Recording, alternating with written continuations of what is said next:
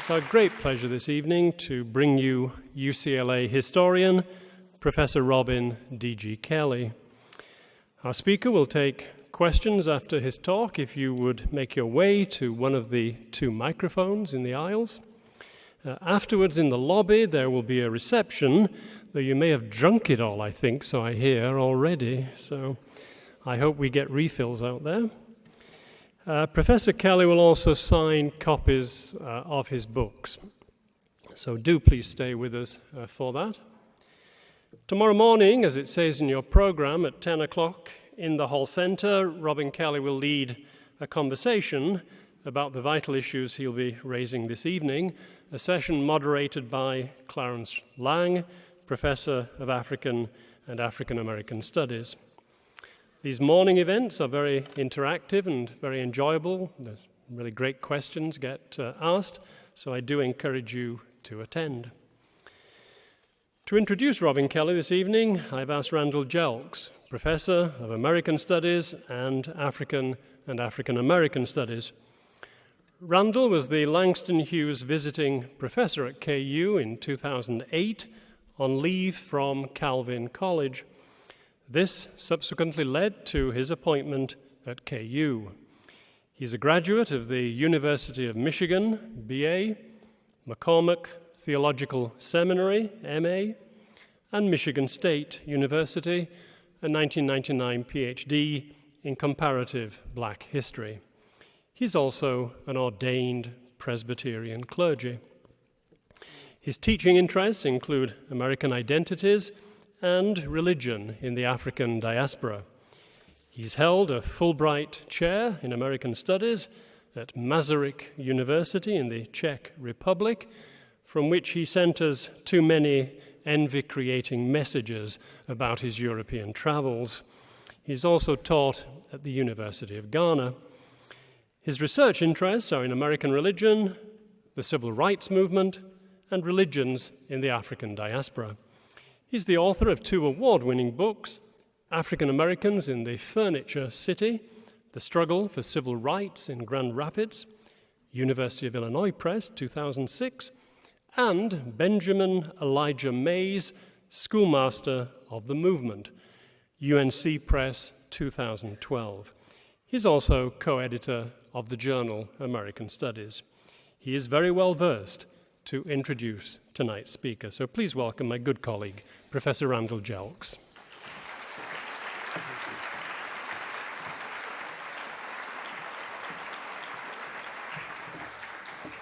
Good evening. So I have this pleasure to introduce Robin Kelley. So I want to say this about Robin D.G. Kelley. Robin D.G. Kelley is cool. It is not because he holds the Gary B. Nash Professor of American History at UCLA. There are numerous scholars who hold endowed chairs that are uncool.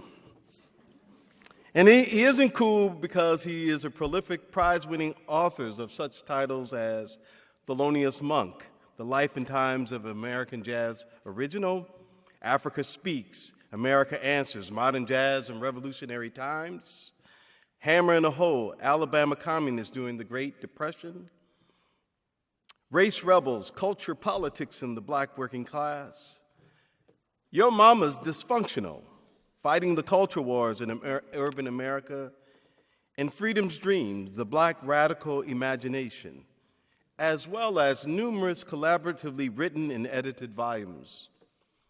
Nor is he cool because he's writing a biography of the journalist, social critic, adventurer, and activist Grace Hassel, for which he received a Guggenheim Fellowship, though that does have a tinge of coolness to it. And he ain't cool, though it is impressive that he's published essays in The Nation, Monthly Review, Mondovis, The Voice, Literary Supplement, New York Times Art and Leisure, New York Times Magazine, Color Lines, Counterpunch, African Studies Review, Black Music Research Journal, Callaloo, Black Renaissance, Renaissance Noir, Social Text, Metropolitan, American Vision, Boston Review, American Historical Review, Journal of American History, and New Labor Forum and Souls, to name a few. What makes Kelley cool or dope, friends, colleagues, and students, is not his personal effect, though that is always cool too.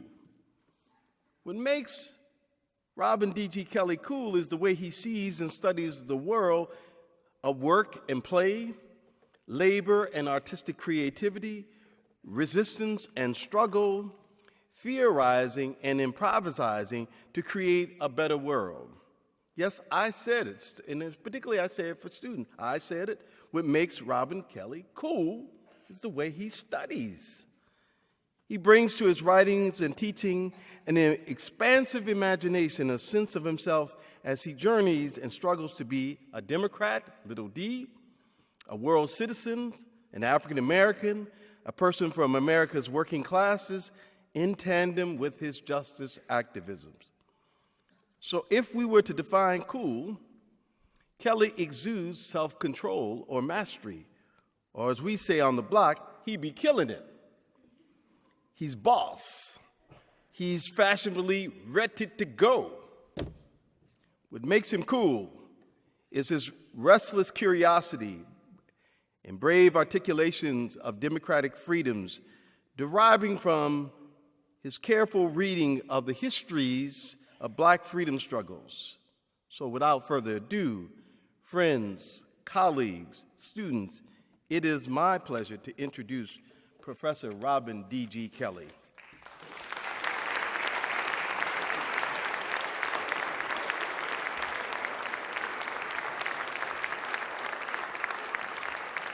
Okay, now that was the coolest introduction, you have to admit.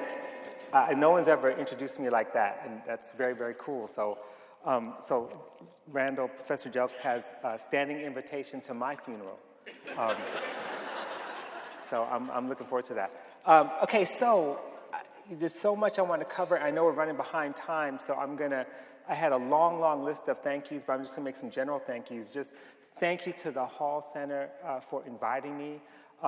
This is a very distinguished center. This is, in some ways, one of the nation's centers of humanities study, and also the American Studies department here is just outstanding. I have so many friends and colleagues. I can't name them all, but you know that I love you, and it's just great to be here. I also want to dedicate my talk tonight to two organizations. One is Rock, Chalk, and Invisible Hawk, for all the work that you've been doing on this campus. And I really dedicate my work. And then also I want to dedicate my lecture tonight to the Kansas Coalition for Gun-Free Campuses.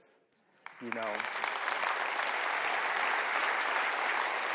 because although I will be talking about guns tonight, you know, it's not necessarily my favorite thing on campus. You know, and I'm fortunate. I mean, hopefully that will change. We'll see what happens. Okay, so let's see. I got my here's my thing. It's in my pocket. I'm gonna show you this picture. So this picture was taken by one of your colleagues here, one of your professors, Elizabeth Betsy Ash. She's in England right now, and she couldn't be here, and she took this picture in Brixton. Just a couple of days ago. And it's interesting because I chose to use this photograph in lieu of the iconic image of Mike Brown laying in the streets dead for 4.5 hours, which is a disturbing picture. It's one that requires trigger warnings. But I like this picture because in some ways this memorial, erected 4,371 miles away, speaks to the meaning of Brown's death.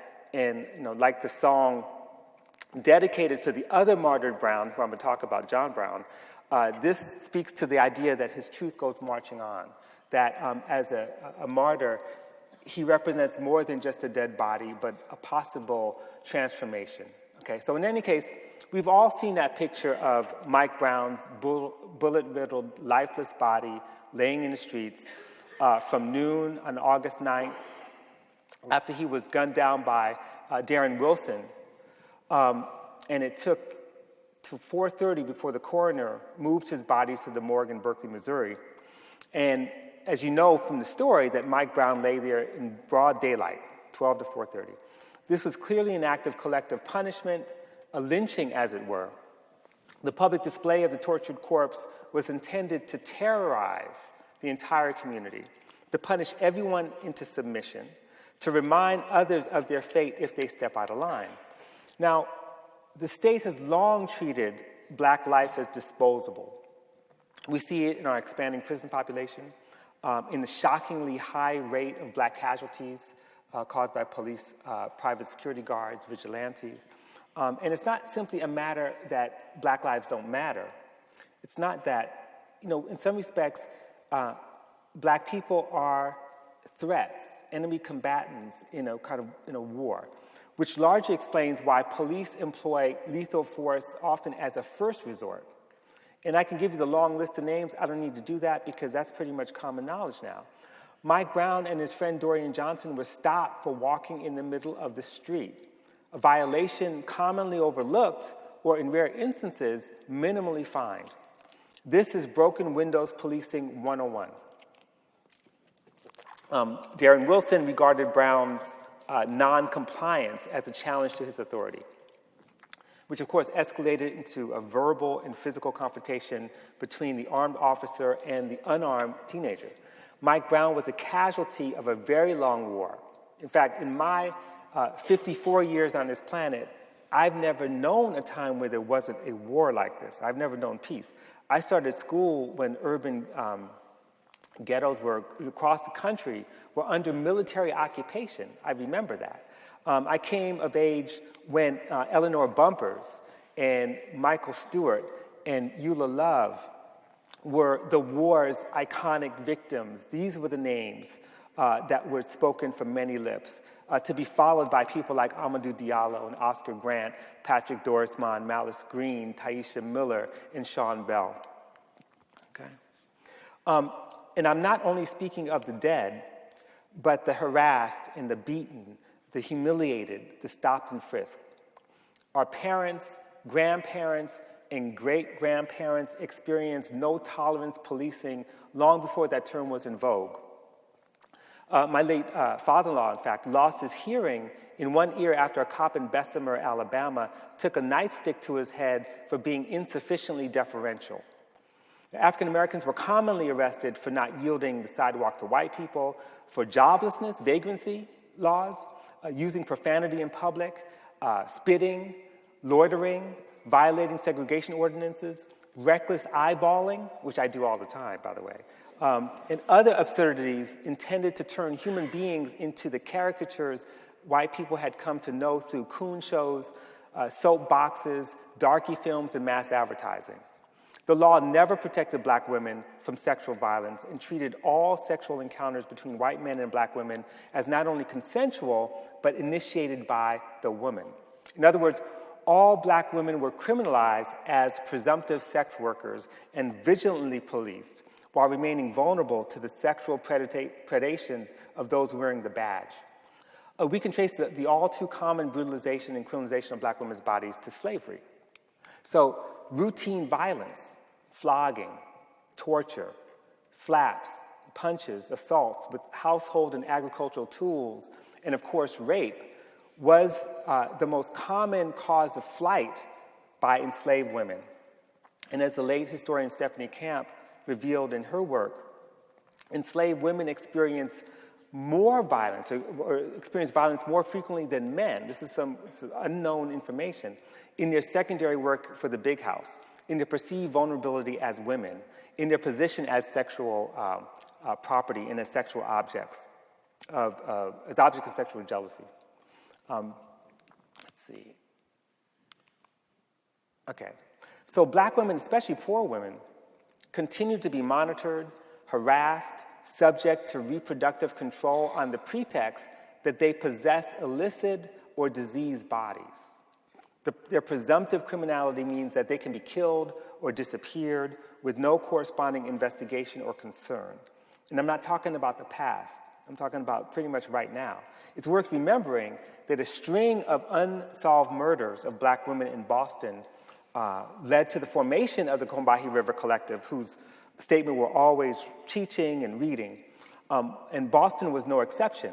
Since the 1970s, incidents of femicide have engulfed Black communities in Detroit, Charlotte, Peoria, Chicago, and Los Angeles, and in nearly every case, the police acted with indifference. Many of the victims were labeled sex workers or described as homeless, thus rendered doubly invisible and doubly disposable. And I'm not talking about police violence against women. I'm talking about everyday domestic violence, many of the perpetrators being Black men themselves. But the point is that the state doesn't always attend to those needs, to their disappearance. Mike Brown and many others were killed in the name of law and order, but in truth, they were the latest victims in the greatest crime wave in global history. The war that birthed the modern world, that invented the Negro, that invented the Oriental, that invented the Indian, the savage, as a means of inventing European man, was built on the theft of human beings, on the theft of land and water, indiscriminate murder, violation of customary rights, enclosure of the commons, destruction of the planet, and just outright lawlessness, justified by rationality, or what Weber might call instrumental rationality. And yet, those young people who spent months on the streets of Ferguson demanding justice from Mike Brown, knowing that Mike Brown's body and soul belong to them, represent a dialectic. That is, the war to colonize, dispossess, enslave, and subjugate is also a war to decolonize, repossess, emancipate, and democratize. A struggle on the part of racialized and colonized people to end racial capitalism's brutal war, to bring peace and a new democratic just order to the world. So what I want to do tonight, with the minutes I have left, is to perform something of a deep historical autopsy on Mike Brown's body, to reveal both the history of the racial regimes that allowed an armed agent of the settler state to take his life for refusing to comply with the order to walk on the sidewalk. The anatomy of modern state violence is rooted in colonialism and slavery, in racial capitalism, in patriarchy, and their attendant ideologies, notably liberalism. And in fact, I want to echo Sylvia Wynter, Lisa Lowe, Uday Mehta, and many others, and suggest that foundational to classical liberalism, and certainly basic to neoliberalism, are two things. One, a definition of liberty that places property before human freedom and human needs. And two, an exclusionary definition of the human that permits various forms of unfree labor, dispossession, and subordination based on race and gender. Overturning these two components and really trying to restore the commons to the Commonwealth has been at the heart of this kind of radical abolitionism that I'm referring to. But a genealogy of the modern racial state that took Mike Brown's life requires a similar genealogy of resistance. These were bodies with minds, right? Which is why I tend not to say Black and brown bodies that much. I try to say Black and brown people, because sometimes we forget that bodies are actually people and people are animated here. Fundamentally opposed to the colonial project, resisting extraction, dispossession, demanding self-possession, the restoration of territory, the restoration of the commons, the right to livelihood, the right to live. They were both the necessary cogs in the colonial machine and the obstacles to its functioning.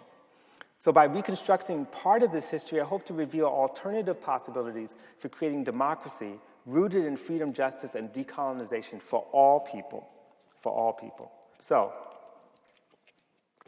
let me begin sort of in the middle of my story. Dred Scott's name was dropped often during the Ferguson protests, and mostly quoting Chief Justice Roger Taney's infamous line that Black people had, quote, no rights which the white man was bound to respect. But in focusing on that soundbite, we ended up missing one of the main consequences of Dred Scott, and that is, and here we are in Kansas talking about this, it rendered the Missouri Compromise unconstitutional and opened the door to make slavery legal everywhere in the United States. That was the possible ramifications. And what made the majority opinion, Judge Taney's opinion, such bad jurisprudence wasn't the declaration that black people were not citizens. They weren't treated like citizens except for in certain states, but rather their decision to rule on the Missouri Compromise after declaring that black people did not have the right to sue in courts. Now, if you don't have to be in law school to know that you can't, basically say people don't have a right to sue in courts and then continue to rule on the case. The case should have been dismissed at this point, but Taney and the majority ruled anyway because their real agenda was to overturn the prohibitions on slavery. They ruled that the Missouri Compromise was unconstitutional because, one, Congress never had the power to govern territories and therefore had no power to prohibit slavery. And two, and this is very, very important because this is foundational to liberalism, slaves are private property. And to deny slave owners their private property without due process is a violation of the Fifth Amendment. Now enter my favorite Kansan of all time, John Brown. He wasn't born here, but he stayed here for a significant period of time and made a difference. In any case, it was the Supreme Court ruling on Dred Scott that convinced John Brown to strike the federal arsenal at Harper's Ferry. And by the way, for students who don't know this history, run to the library tonight, and read everything you can about Dred Scott and John Brown and the 1850s and the eve of the Civil War, because this is your history, right? His original plan was to launch guerrilla raids on plantations in Virginia. Now, why? Why did he change his mind? Why did he go from guerrilla raids on plantations in Virginia to Harper's Ferry, which is the federal arsenal, which seems like suicidal? Well, because the Dred Scott decision proved to Brown and to many black abolitionists that while slaveholders were morally accountable for holding human beings in bondage, it was the federal government that sanctioned and sustained the institution of slavery. Slavery was then a national crime, and the federal government was slavery's prime source of authority and protection. In 1858, in preparation for the raid on Harper's Ferry, Brown spent several weeks hanging out at Frederick Douglass's house, where he drafted what he called a Declaration of Liberty by the representatives of the slave population of the United States of America, and in what he called a provisional constitution and ordinance for the people of the United States. Now, this new constitution was not only the antithesis of Justice Taney's opinion on Dred Scott, but it recognized enslavement itself, right, as none other than a most barbarous, unprovoked, and unjustifiable war of one portion of its citizens upon another portion. War. Now, we can debate all day about the raid's accomplishments, but what Brown did, in effect, was to force anti-slavery sympathizers to come off the fence because, as far as he was concerned, there was no moderation or compromise on the question of slavery. He presented a model not of the ally, but of the comrade. For Brown, it was never black humanity that was in question. It was white humanity that was in question. Silence and inaction in the face of human bondage meant complicity, and complicity was dehumanizing because slavery was barbarism, right? So if you're complicit, you're no better than the barbarian. To become human required risking life and limb to end slavery. That was the bottom requirement to become human in the slave regime. For whites willing to follow Brown, freedom was an unearned privilege in a land of slavery. The act of insurrection was a symbolic repudiation of that privilege. Now, there are other lessons as well. I'm also invoking Brown here to remind us of, one, federal complicity in upholding police terror, two, that Missouri, like Kansas, had been ground zero in an armed struggle against slavery, and to make an even more controversial claim, that John Brown was absolutely right to characterize slavery as a perpetual war. His followers did not start the Civil War, but they entered into an ongoing war on the side of the enslaved. In other words, and this may be somewhat controversial to Civil War historians, but what we call the Civil War was really one theater of an Atlantic war to subjugate, dispossess, and enslave indigenous peoples in Africa and the Americas, originating in the 16th century, and to create a landless proletariat within Europe through enclosure and colonization, as with the Irish, for example. So war begins, I'm arguing, war begins at the point of settlement with the shipment of kidnapped Africans across the Atlantic, the enslavement of indigenous people, with rape and pillage and forced removals, not to mention religious conversion and compulsory assimilation. Imperial expansion, slavery, settler colonialism, acts of war are acts of war. So slave revolts, for example, or indigenous resistance are acts of self-defense, okay? Historians have long suggested that the first shipment of enslaved people were something like indentured servants, right? And you could read this. And then there's a whole litany of laws that are passed in the 17th century that cemented racial slavery and their role as chattel. That is, laws against miscegenation, for example, laws allowing for the killing of enslaved Africans without any punishment for if the murderer is a master, for example, without penalty. And then there is the fact that the export of some 12 to 15 million people could not take place without complicity on the part of some Africans, right? But none of this contradicts the fact that Africans were forcefully kidnapped. They were, in fact, prisoners of war. All were prisoners of war, okay, like enslaved Indians. The procurement of slaves cannot be called a trade. Like, this is not a trade, okay? There was no ready slave market, like already set, prepared to sell to Europeans. That was a product of a relationship. Human beings with no intention of becoming slaves were enslaved through warfare, banditry, sometimes debt, and kidnapping. Slavery was imprisonment, not servitude. And for this reason, some scholars don't even use the word slave trade. They use the term mafa, right, which is Swahili for the great disaster or unforeseen catastrophe. So, like, this is not trade, right? This is not what we can call a trade. This is kidnapping. This is war. Right? There. The idea that 1492 marked the beginnings of a perpetual war on the planet is hardly novel. Traces of the idea that modernity itself is a state of war or formed in a state of war can be found, you could read it in Hobbes, you could read it to a certain extent in Marx, in Nietzsche, and certainly in Fanon, in Emmanuel Levinas, and others who understood war as endemic to the colonial order, but not a natural state of human nature. U.S. historians invest so much time parsing out the positions of the so-called founding fathers vis-a-vis the legal and juridical apparatus presumably constructed for the protections of liberties that we end up missing the fact that the U.S. state retained many of the same functions as the colonial state. So dispossession should be seen as a kind of tricontinental process, initially and ultimately a global one. And I want you to follow me here because I'm going to talk about some things that may not seem like they go together. But we have to consider, for example, enclosure in Europe, in the Americas, as well as captivity, expropriation, and transfer by enslavement in Africa in the Americas as part and parcel of the same process. Enclosure is yet another example of violence, masking as law, order, and security. Backed by the rule of law, the state employs violence to discipline, to reclassify, criminalize, and destroy sovereignty and create disorder.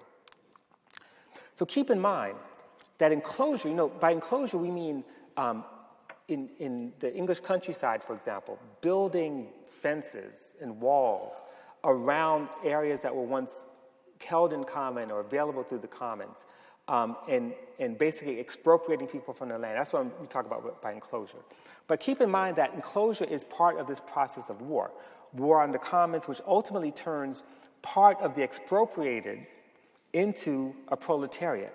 That includes an industrial proletariat, a maritime proletariat, a landless rural labor force, prostitutes and beggars. A portion into settlers, and a portion are sent to the workhouse.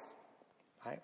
A portion are merely casualties whose flesh mingles with the earth and whose bodies, sometimes hanging from a tree or broken on the wheel, serve to terrorize those who resist the new discipline. Oops. What the colonial order did not want, and what scholars like David Roediger, who's here, and Peter Lombard remind us, was that the victims of this tricontinental dispossession, they didn't want them to find each other in common.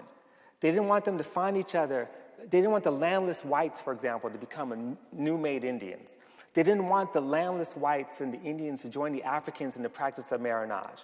They did not want what Peter Linebaugh calls commoning. And by commoning, we're talking about alternative ways of living outside of the sort of colonial joint stock companies' ownership of the land, living in the swamps, in the hills, away from capitalist relations of productions and class rule. Because in some ways, these were challenges to the status quo and perhaps the earliest manifestations of abolition democracy. Now, as everyone knows in this room, yesterday was Tom Jefferson's birthday, right? As Jefferson's birthday was yesterday. And I know you celebrate it. In my circles, Jefferson's birthday is an occasion to speak about Jefferson's contradictions as an Enlightenment thinker who opposed slavery in principle, but held humans in bondage, including his own children, right? But I actually think that the contradiction that Jefferson wrestled with, and I want to be fair, that he actually wrestled with it, he didn't avoid it, wasn't simply a product of his own unique position as master at Monticello, but rooted in the very Enlightenment liberalism that shaped both the Declaration of Independence, which he mostly drafted, and the more cautious, compromising language of the Constitution. That is to say, the question of whether the enslaved were property or persons held in service. This problem, whether they're property or persons held in service, profoundly shaped the drafting of the Constitution and led to nearly a century of hand-wringing among liberals about how to legally abolish slavery in the United States. How can we legally do this? And this is the story. Now, the truth of the matter is that African people, enslaved African people, were very clear. They were neither property nor persons held in service. There were none of those things. And here we got Prince Hall's words. But Prince Hall, an enslaved person in Massachusetts, submits his petition in 1777 that stated that they were human beings, quote, unjustly dragged by the cruel hand of power and victims of a crime stolen in violation of the laws of nature and of nation and in defiance of all the tender feelings of humanity, brought hither to be sold like beasts of burden and like them condemned to slavery for life. This is the work of philosophical interrogation that challenges both of these claims about what is a slave, right? This is a very important work that should be, that petition alone should stand right next to John Locke's two treatises of government. If I could teach John Locke something. In the U.S., without enclosure, there would be no slavery, nor Jefferson's dream of a white republic of small landed producers, nor trails of tears, nor reservations, nor convict labor camps. Just consider the fact that all formal wars in North America, from Bacon's Rebellion, the American Revolution, the War of 1812, the Mexican-American War, up through the Civil War, were fundamentally over territory. And not just any territory, about expanding slavery and legitimizing and consolidating settler sovereignty over both land and people. The one exception, of course, was the Civil War. In the case of the Civil War, the outcome was different. This was the war that destroyed formal chattel slavery, and it delivered the 13th Amendment. Right? Besides 500,000 so-called contraband fleeing Union lines, 186,000 men donned Union uniforms and fought their former masters on the battlefield. Those who survived returned to their communities as liberators, as a new generation of leaders, and they returned armed. And for a while, they stayed armed, forming black militias to defend their communities and the fledgling democracy that they attempted to build.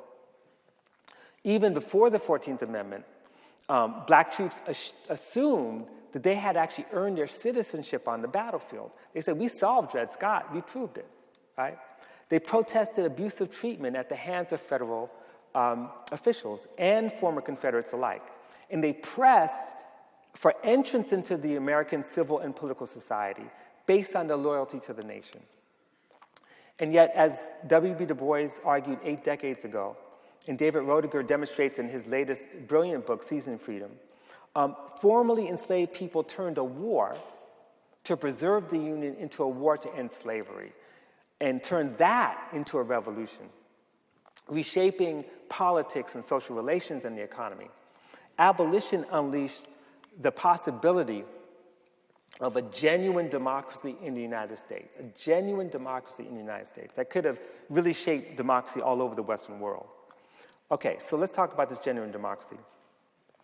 The freed people's democratic vision radically differed from their former masters and northern capitalists. Some of these ideas they inscribed in the state constitutions they drafted during radical Reconstruction. For them, they expected the state to provide economic support to those in need, to protect its citizens from violence and exploitation, to provide free universal public education, housing, public services for all people, not just for black people, for all people, to work actively to defend equality, to achieve equality, to abolish imprisonment for debt, to abolish public whipping, to provide funds for roads and railroad construction and other improvements, and to take land from the criminals, that is, the former rebels, the former masters, who waged this war in the first place, and redistribute it to freed people as reparations for unpaid wages. That was their vision of democracy, their vision of a new state. And in fact, I would submit that it's in Reconstruction, in that failed or destroyed vision of democracy, that lay the origins of social democracy, not just in the progressive era of the early 20th century. In any case, but what Du Bois called the abolition democracy was born amid a continuation of perpetual war. There was no peacetime. In fact, if we think about the periodization of the war doesn't end in 1865, right? It continues. Political assassinations of black leaders were commonplace, not just in the South, but in the North as well. White democratic political violence was organized, but so was the response to it. Black militias and union leagues stayed armed. They brought their guns to the polls.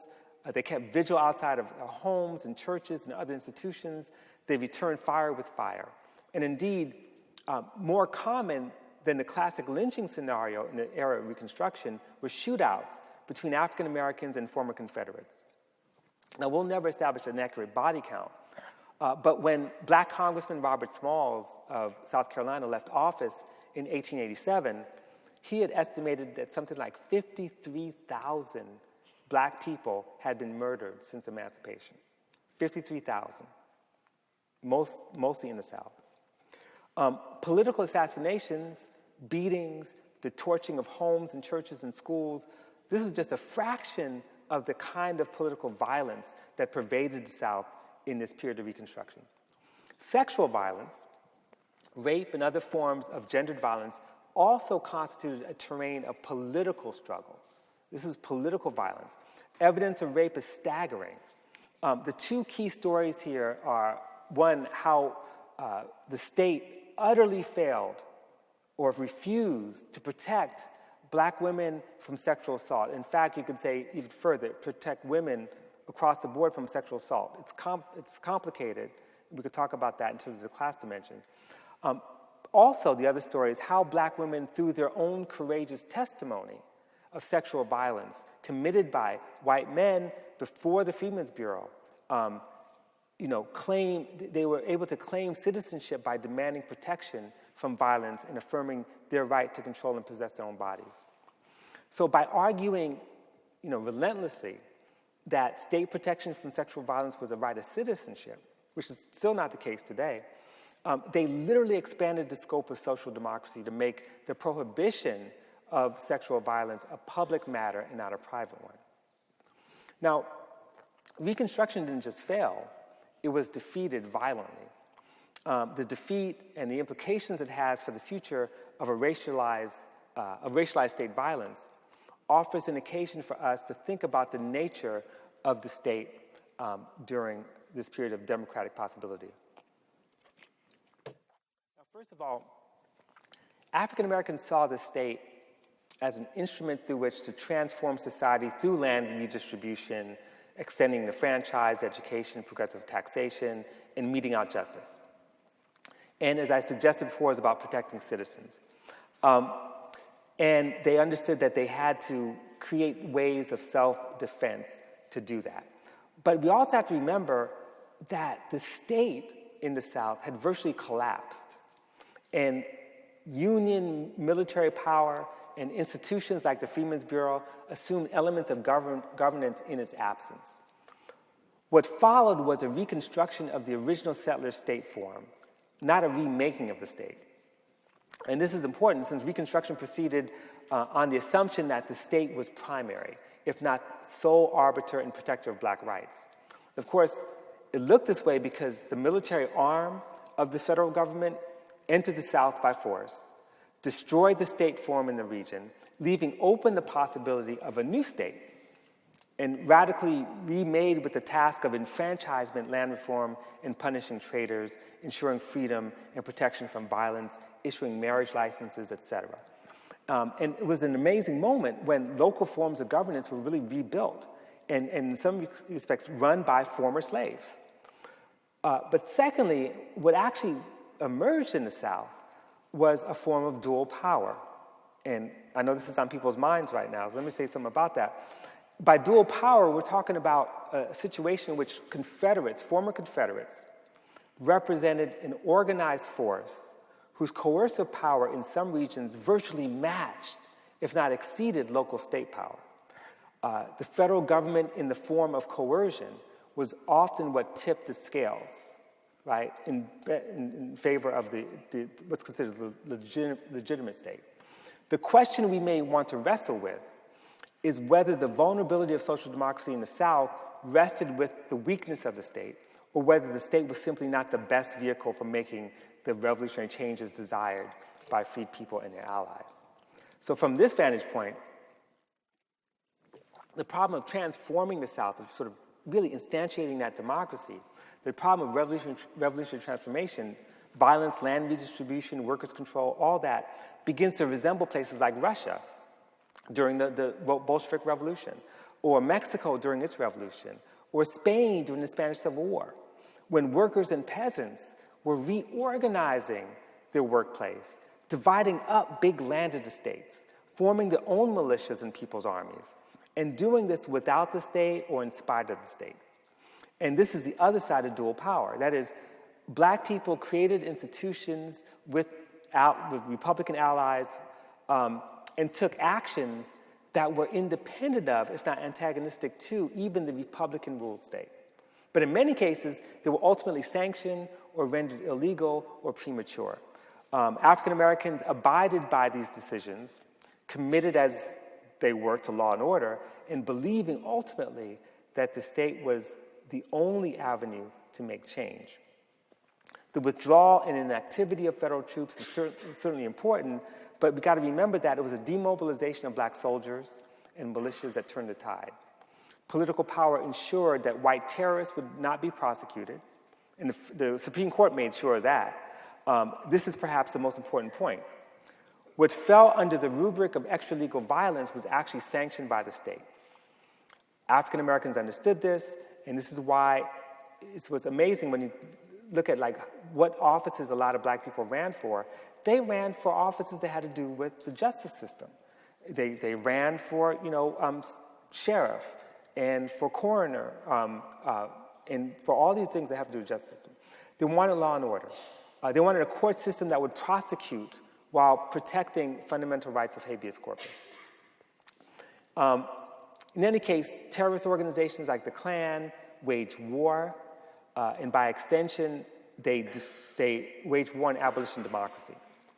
Violence only increased in the South, not just behind masks, but open insurrection. And still, the last sigh of democratic struggles took place in the South in the 1880s and 90s. And this is part of the story that I just want to focus on for a second, because we think of Reconstruction ending in 1877. And I would actually say that it really ends about 1898. And let me explain why. In the 1880s and 90s, we have all these like amazing biracial coalitions the Greenback Labor Party, the Readjusters, Knights of Labor.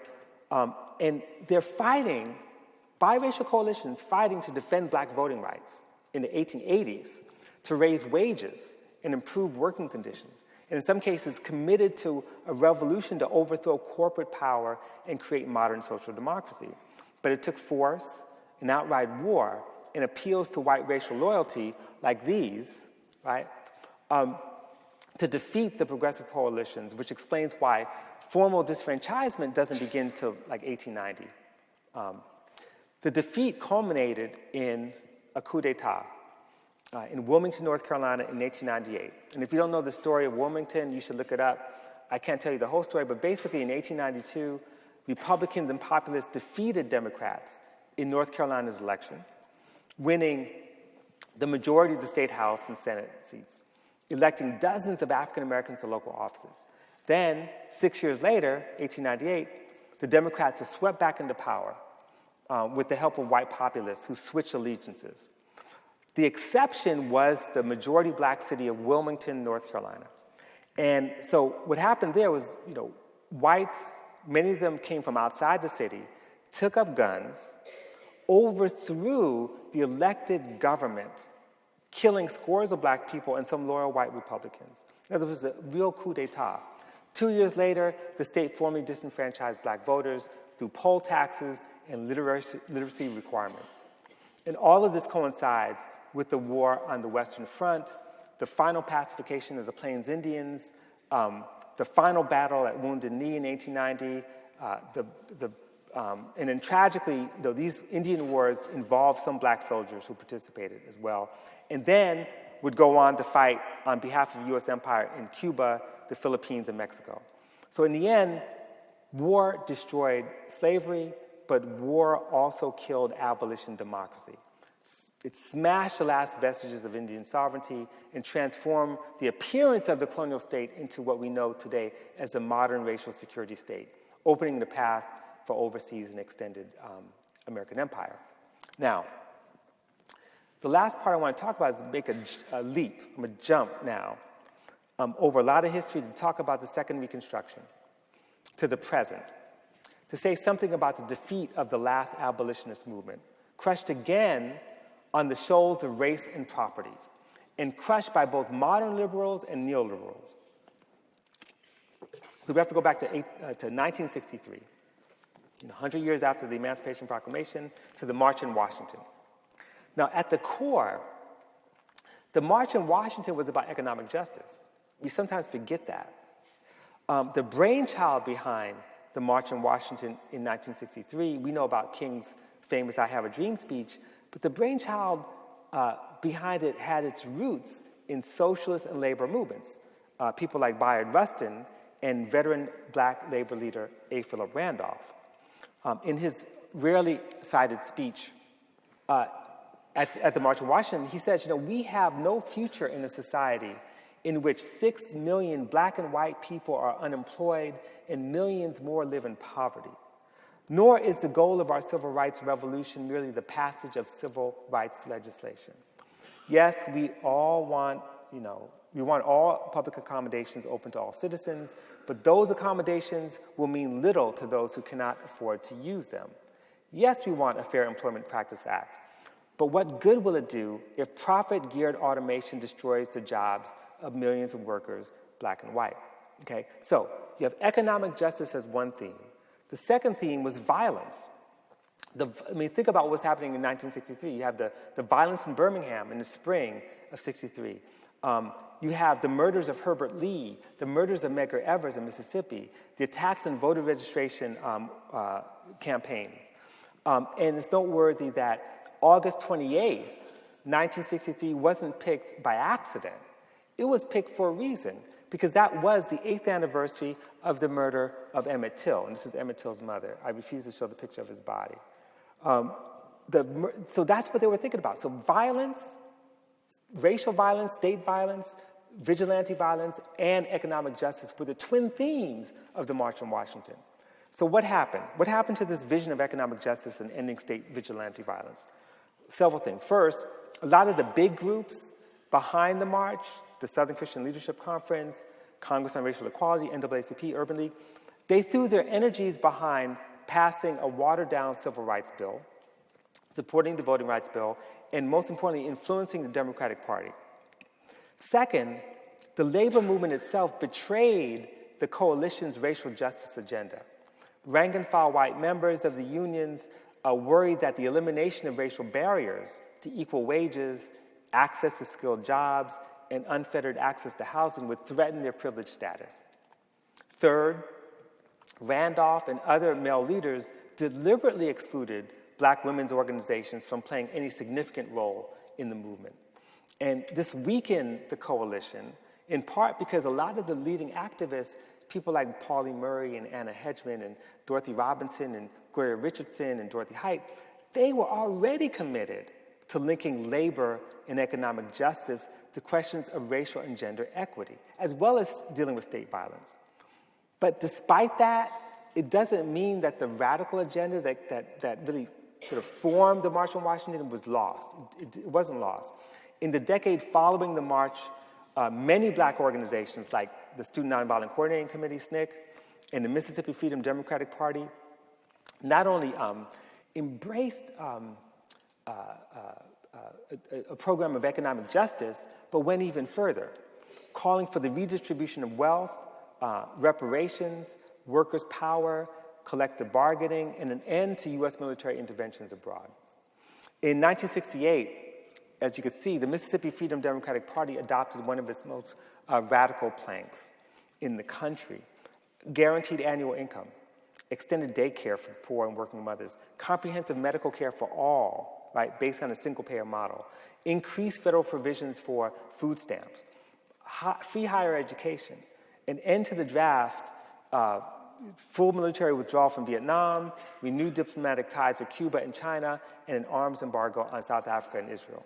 Now, no presidential candidate has this, as far as I know, not even Bernie Sanders, but he's getting there. Economic justice, self-defense, and protection from state and vigilante violence, including sexual violence, were the key issues taken up by groups as diverse as the National Welfare Rights Organization, the Poor People's Campaign, the League of Revolutionary Black Workers, the Black Workers Congress, the Young Lords, the Black Panthers, the Combahee River Collective, and the National Abortion Rights Action League. These were the principal organizations of that era. And whatever their flaws and contradictions, they each embodied and built on aspects of this radical democratic vision, whose roots, I argue, go back to Reconstruction. Meanwhile, as struggles against racial capitalism and war on patriarchy were ramping up, a global economic slump in the 70s opened the door for the expansion of neoliberal policies being implemented in the global South. In the US, the economic crisis produced unemployment, trade deficits, it deepened third world debt, it fueled capital flight, and on and on and on.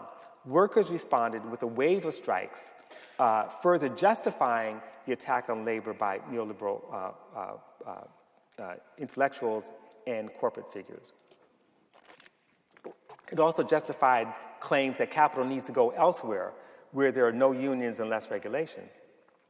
The economic crisis also opened the door for privatizing public assets, for the devolution of the welfare state, for prison expansion, for remaking tax codes to benefit the rich, not just among Republicans, but Democrats too. And we could talk about that in Q&A. But basically, the policies that are dogging us right now did not begin in 2008. You could begin to see them in the late 60s, early 70s. And in fact, it's the triumph of racial liberalism, it could be said, that helped usher in the rise of mass incarceration and the deepening criminalization of urban space in the post-World War II period. I had something to say about this, but I'm going to skip over that. But I would suggest that, if you get a chance to read Naomi Murakawa and Elizabeth Hinton's new book, they lay out exactly how liberals backed expanding criminal justice system to protect Americans from mob violence, to quell urban rebellions, but ultimately contributed to mass incarceration. Now, all this that I just laid out is the context in which late 20th century colorblind discourse begins to take root, preparing the way for what we know as to broken windows theory. Now, first elaborated in 1982 essay by George Kelley and James Q. Wilson, Broken Windows placed the blame for urban decay on the social values and behaviors of the poor, primarily black people. And as the argument goes, criminals flourish in deteriorating, disorderly neighborhoods, and disrespect for one's community leads to disrespect for authority, and if you have disrespect for authority, you disrespect the law, and it becomes this vicious cycle. As long as so-called ghetto residents lack concern for the condition of their neighborhoods, crime would run rampant. Small infractions would become the gateways to violent crime, right? That's the whole idea of broken windows. In other words, by ignoring the structural factors that suppressed home values, that perpetuated health and environmental catastrophes, that divested neighborhoods of essential jobs and services and government programs, as well as legal protections, Broken Windows essentially blames culture and immorality for crime and in turn poverty, okay? So we get to permanent war, the last part I want to address, and that is the protests in the wake of Michael Brown's murder displaced Israel's war on Gaza in the 24-hour news cycle. It wasn't Brown's death that was newsworthy, but it was the riots that followed, so-called riots in quotes. It wasn't the mere existence of protesters that made Ferguson an international story. It was the fact that the people who took to the streets faced down police and riot gear, rubber bullets, armored personnel carriers, semi-automatic weapons, in a dehumanizing policy designed to contain and silence. To the world at large, Ferguson looked like a war zone because the police looked like the military. For black residents of Ferguson and St. Louis proper, and for ghetto communities across the country, it was already a war zone. Suddenly, critics and pundits who had little to say about the killing of black and brown people by the police were indignant about the hardware, about the AR-15s, the armored personnel carriers, the helmets and the flak jackets. Mike Brown's hometown, at least in his hometown, this takes the form of routine stops, fines for noise ordinance violations like playing loud music, fare hopping on St. Louis's light rail system, uncut grass or uncut property, trespassing, wearing saggy pants, expired driver's license or registration, disturbing the peace, or, as we know, walking in the middle of the street.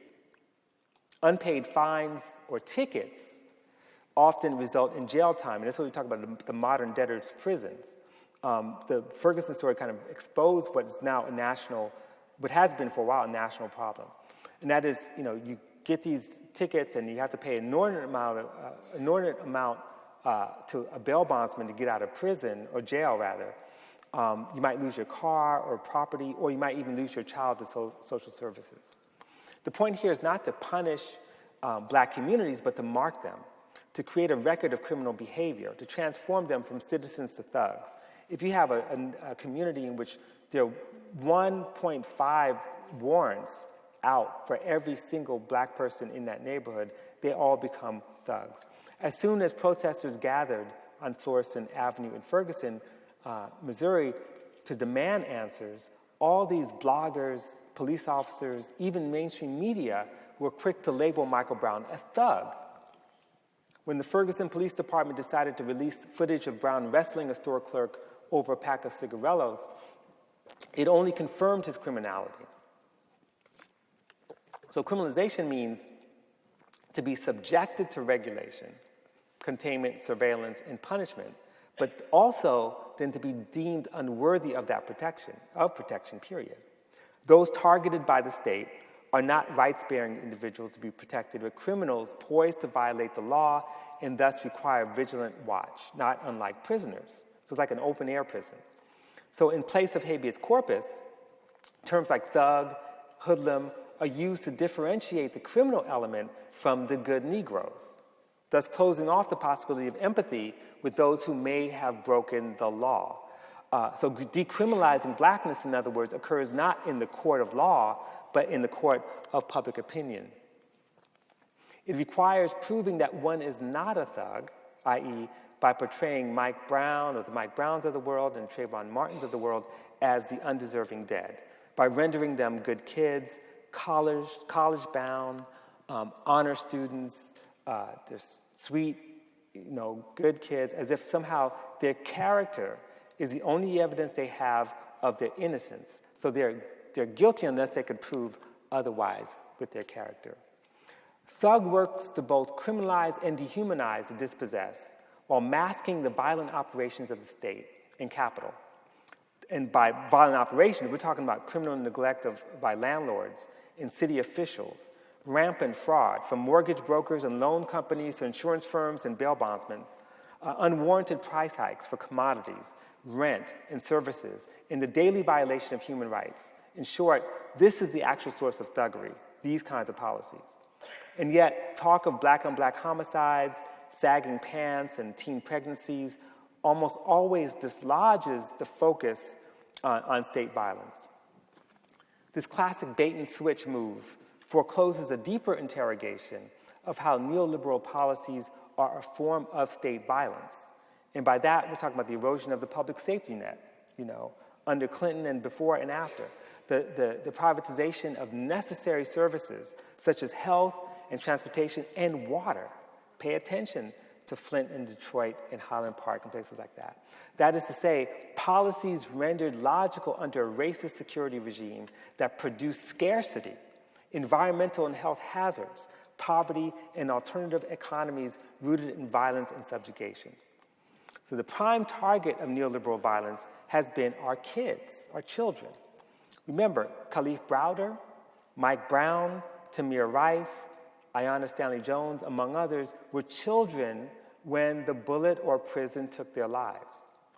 We see the consequences of neoliberalism in the laws that make it easier to prosecute juveniles as adults, in the deluge of zero-tolerance policies that mandate uncontrolled, or unconditional, I should say, expulsion of students for possession of weapons, all weapons, drugs, and other violations on or around school grounds.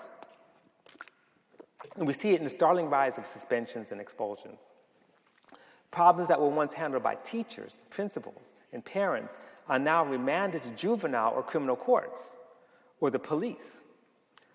Crisis, moral panics, neoliberal policies, racism fuel an expansive system of human management based on incarceration, surveillance, containment, pacification, lethal occupation, and always gross misrepresentation. The toxic mix of privatization, free market ideology, and a punitive state come together in our schools. And those who survive the school of discipline and punish and the high-stakes testing are faced with increasingly narrow opportunities for higher learning and social advancement. And Mike Brown is a perfect example. He was, after all, college-bound. This is repeated. This is like a mantra. He was college-bound. Evidence that his death was unwarranted, and he was a victim of misrecognition. He's not that nigga that should die. I hate to use that term, but he's not the one. Somehow he was different. But what did College Brown mean for Brown? What did College Brown mean for Mike Brown? He graduated from a high school in one of the poorest, racially segregated districts in the state that had ranked last in overall academic performance and had just lost his accreditation.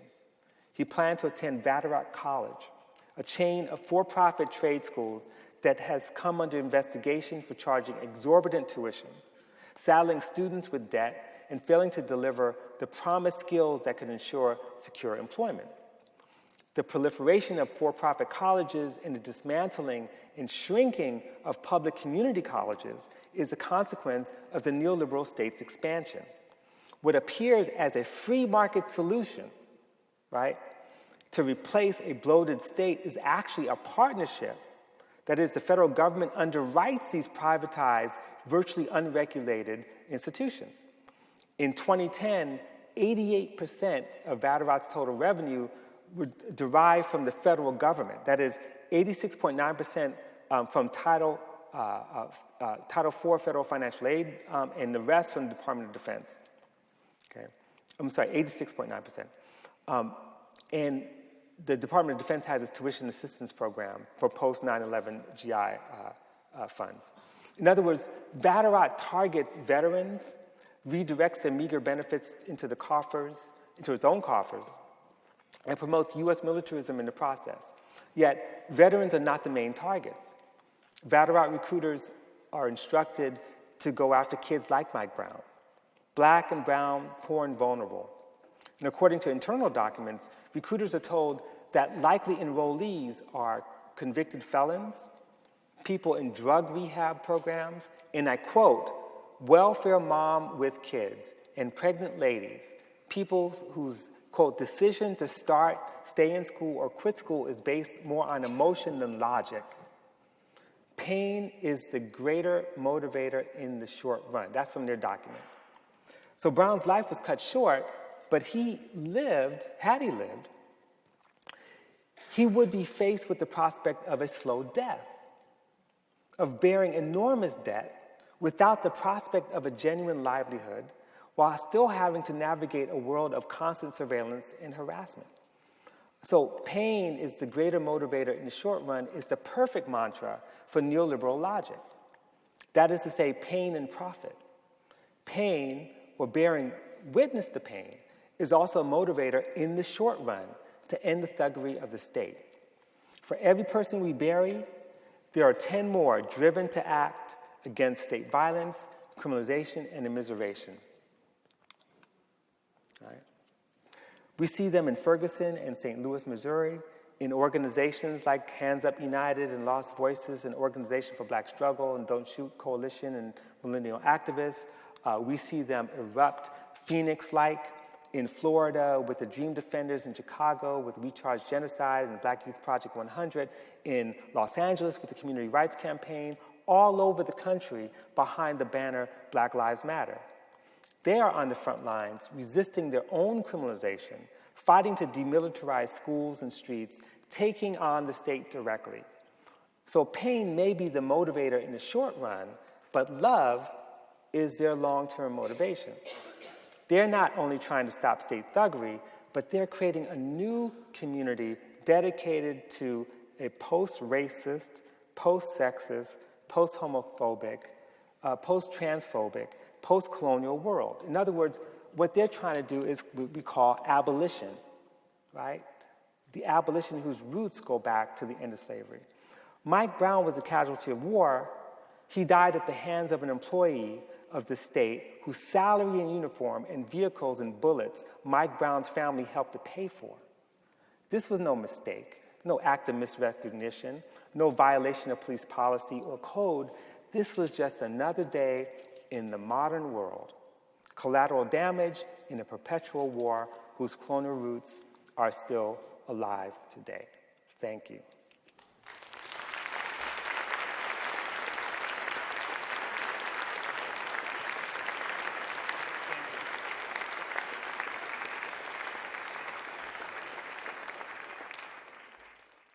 Thank you for the talk. I wondered what you saw in the, so if you think about like someone like Descartes at the end of the discourse on method, talking about how given science's ability to allow man total subjugation over nature, black people becoming nature, anyone that's not a Frenchman becoming nature, the total subjugation of nature by Descartes seems to me like a stance towards certainty that wasn't there maybe 30 years before when Shakespeare has King Lear on stage. So what do you see in the 17th century that 500 years ago, what do you see as sort of an instigation point or several causes that would have instigated that initial move towards defining who or what is human and what is not? Right. Okay, so you want me to present a discourse on the 17th century? No, I'm just it's an excellent question, and I think there's several ways to look at this. First of all, I don't think the question of what is, where did you go? Oh, there you go. The question of what is human was ever settled. And I think that part of particularly the 18th century, but not just the 18th century alignment, you go back to Locke, which is 17th century, where there is a question of the invention at that point. In other words, since humanity is not settled, the invention of what is considered rational man, right? That's not necessarily tied to, it's not unlinked from, but it's not necessarily dependent on a focus on God. It doesn't mean it's a rejection of, because Christianity continues to exist. So I think, I don't think it's accidental that the same sources of economic development that allow for certain forms of urbanization, of finance, of the transfer of wealth, even intra-European, that all these things are providing the possibility of greater leisure and space to be able to think through these questions. And it's not just that, but that is tied to the capacity to develop forms of both finance and production that are connected to the rising global economy. So global economy is not necessarily like, not always about going all the way across the Atlantic Ocean. Sometimes it's about Genoese capital investing in sugar plantations in the Mediterranean, which is based on the exploitation of unfree labor. So unfree labor continues to actually expand. And keep in mind that 17th century, I think this is right, but something like, the British historians could correct me, but a significant amount of the British population, like maybe 1 out of 10 or 1 out of 11, were considered unfree labor. And that's within Britain. We're not talking about, African labor, we're talking about unfree labor, forms of slavery that continue to persist, even as the roots of the Enlightenment are emerging. Unfree labor is more of not the exception,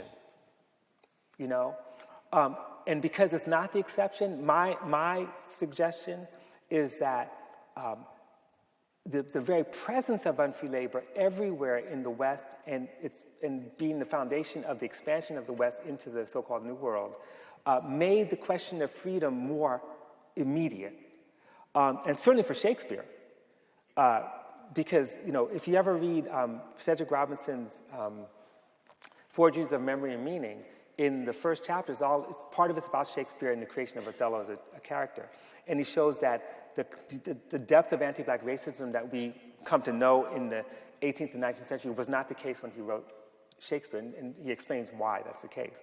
But ultimately, I think one of the things that's so interesting is how, with the very presence of unfree labor, makes the question of freedom more urgent. For John Locke is writing about the New World at the very moment when the levelers and diggers are battling over the question of the Enclosure Acts and fighting over the commons. And so he's reflecting, he's having a debate with them about, why you got to enclose the commons and how undeveloped land has to be developed, as he's thinking about having written the foundations of the South Carolina Constitution, and thinking about how do we deal with the Indians and the Africans in Carolina. So those simultaneous processes of trying to transform unfree labor into capital, into wealth, into commodities, as you are reflecting on the problems of freedom, I think creates the opening for this kinds of reflection. So the only way that you could, and I'm just riffing here, but the idea of being in the state of nature, the state of nature is in his face, not necessarily in the English countryside, but in his face in the New World. But again, he cannot separate himself from what's happening in the English countryside. So the state of nature becomes a way, a kind of ahistorical way, right, to mark people as outside of that space. To me, it's John Stuart Mill who's more interesting, because his thing is that, colonization or colonialism is the very thing that could transform people out of the state of nature into civilization. But they're not quite there yet. So the best way for them to receive democracy is through despotism. And that's the Mill that you all read in your Western Civ classes, but they skip that part sometimes. Does that answer your question? That's a long answer. I'm sorry. Go ahead. This is not my field, by the way. I wasn't trained in any of this stuff, so. So thank you, first off, for giving a phenomenal talk. Very inspirational. There were two moments in your presentation, one in which you talked about the importance of saying black people versus black bodies and sort of challenging the register that we are just bodies. And the second was when you said you were not going to show the picture of Emmett Till's body. And I was wondering if you can speak to how you have cultivated a pedagogy that challenges some of those norms that replicate brown and black people as bodies or as spectacles, or how we might engage talking about this history in a visual, representational way, and sort of be careful of those boundaries of doing things like showing lynchings in class and those types of things. Right. That's an excellent question. You have such brilliant students here. I tell you, if my wife liked Kansas, I'd come here. But let me take the last part of your question first, because I actually, in terms of the decision not to show the tortured, dead bodies of black people, I learned that from you. What I mean by that is that the student movements and the struggles that have emerged since Trayvon Martin have actually resisted that. And in a way, because I've been teaching for 30 years, and I always showed the picture of Emmett Till, the shock value. And it wasn't until young people like yourself pushed back. And the reason why young people push back is because in the world of social media, which I didn't grow up in social media, right? One of the tragedies and why I think the question of trauma has become so dominant, and I've written a little bit about this, is because you all are subjected to a constant loop, a never-ending barrage of images of not just dead bodies, but bodies in the process of losing their lives, right? That's unacceptable. And it's not until that barrage really hit your generation that it began to hit me. So I made that decision thanks to you, right? And thanks to all the students who really pushed us on that. On the first question, that's right, I was supposed to stand by here.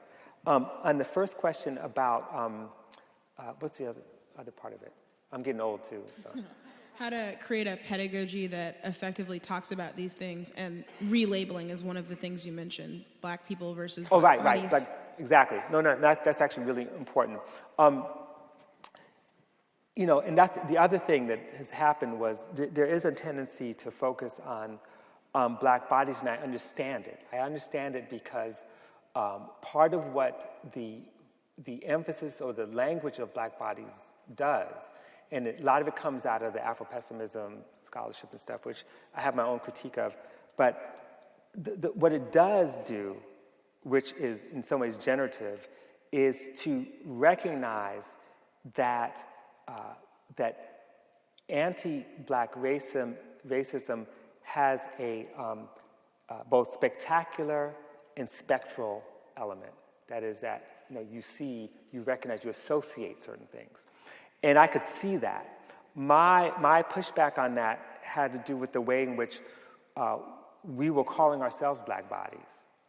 And I was sort of saying, well, no, we're people, because with people comes sociality.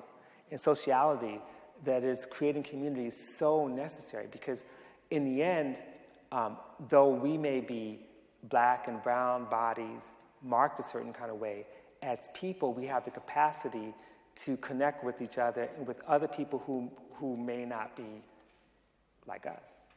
And so, in some respects, the ultimate goal of reconstruction and social democracy, the ultimate goal of abolition, whether the abolitions in the 1860s, the 1960s, or the 21st century, has always been to end all forms of oppression on every single scale. And number one, and to recognize that the forms of oppression that may be specific to us, they may feel specific to us, like colonial domination and racism, actually affect every single person. That no one is untouched. And this is a lesson you learn from Aimé Césaire.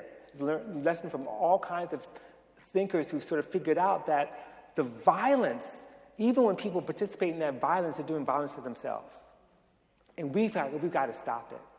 And the world that we're trying to create, I think, is a world not just trying to solve the problems of anti-Black racism, but that is just the foundational question of a larger question of how to end all forms of oppression everywhere, always. It's not something that could be solved like the end of history, but it's a constant struggle that will continue to go on, because for every time we resolve something, sometimes we produce new forms of oppression. We resolve one thing and we produce new forms, you know? And I could give you lots of examples from, you know, contradictions within the history of feminism, contradictions in the history of civil rights, you know, there's all kinds of ways in which we produce new forms, but each of those forms reveal themselves as contradictions, and we have to attend to them, which then produce more contradictions. So it's not like we can solve everything, but what we have to do is always recognize that, that what we're fighting for ultimately touches every single human being, you know, on the planet in one way or another. Does that kind of answer your question? Okay, thank you. Yes? Yeah, you could. Oh, you should turn on. I'm supposed to be mic'd. Yeah, it's now Yeah, there working. you go. Thank you.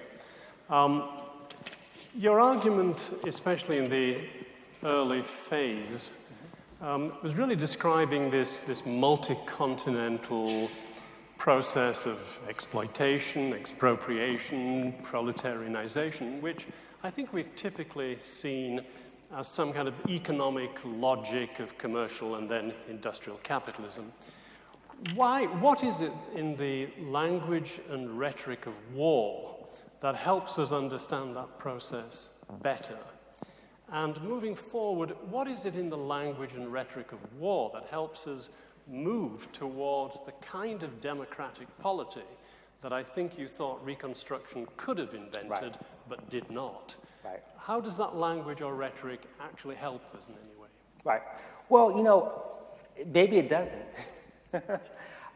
I don't know. Maybe it is actually very limiting. I guess there are two things I would say to that. In terms of the first,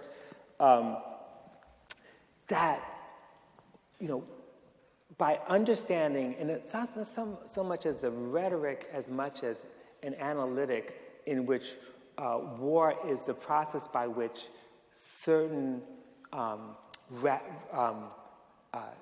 disruptions take place. So, for example, dispossession and slavery. To think of dispossession and slavery as not just an agreement or a contract, but that requires a complete rupture of what was considered just customary. Like, this is my land, this has been my land forever. Wait, who are you? And then to change that customary practice requires a certain kind of violence. And that violence is war.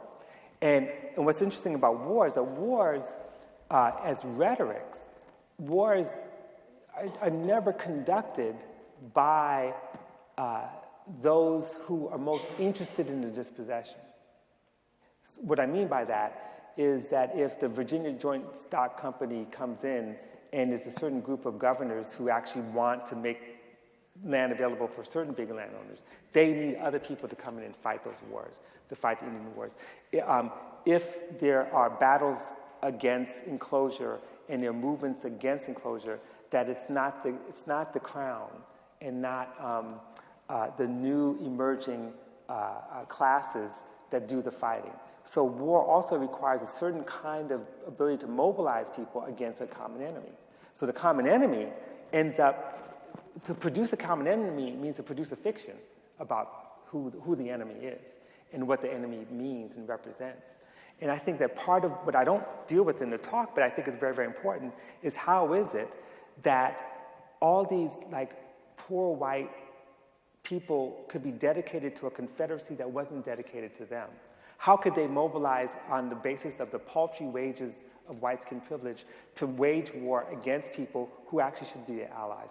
We could see this also in terms of those who participate in the internal capture of African people, and how some of those people don't benefit from a trade, but for some reason they see another person as an enemy. They're told that this person represents a threat or danger. Or the war on terror. in which many people commit to or committed to a war on terror without even recognizing, what is the basis of the production of that figure as an enemy.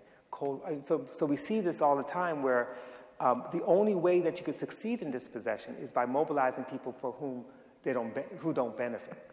That's one way I think that war actually matters. Another way in which the rhetoric of war works, and that is, in some respects, understanding a war for democracy. And I'm not committed, I'm not wedded to that. Part of what, the light that went on in my brain about 2 years ago was recognizing that what we think of as wars of resistance, whether it's Nat Turner's Rebellion or whether it's, uprisings,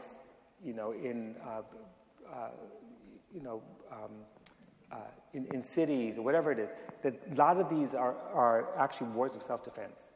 In the case of slavery especially, wars of self-defense, and that is that they're fighting, engaged in acts of self-defense to defend themselves and to try to repossess themselves.